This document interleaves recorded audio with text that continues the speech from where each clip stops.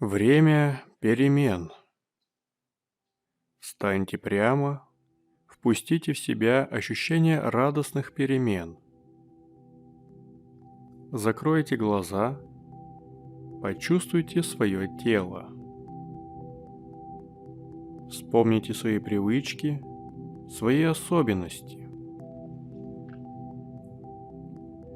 Представьте свою ауру и плотную границу вокруг вас.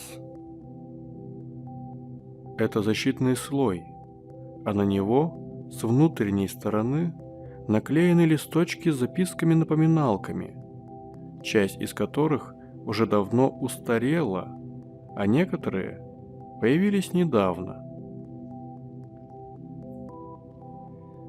И эти записки продолжают требовать от вас энергию, подпитку, отнимать время и не давать расширяться вашему полю, принимая что-то новое в ваш мир. На этих записках могут быть давние ненужные привычки, на которые вы тратите время, даже не замечая этого.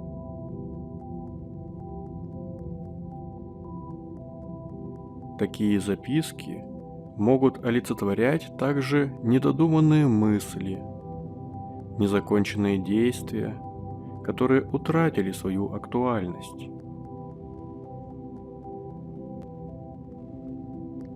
И вот подул сначала легкий ветерок, и отлетело несколько записок. Потом ветер усилился и унес основную их часть. Затем подул сильный ветер, до такой силы, что только с трудом можно удержаться на ногах. И этот ветер еще больше сдувает записок, и они улетают насовсем от вас и из вашей жизни. И, наконец, этот ветер перемен сдул из самых потаенных уголков устарелые записки-привычки, все самое ненужное, лишнее. Почувствуйте, как вам стало легче дышать. Откройте глаза и заметьте, что образы, картинки вокруг вас стали ярче.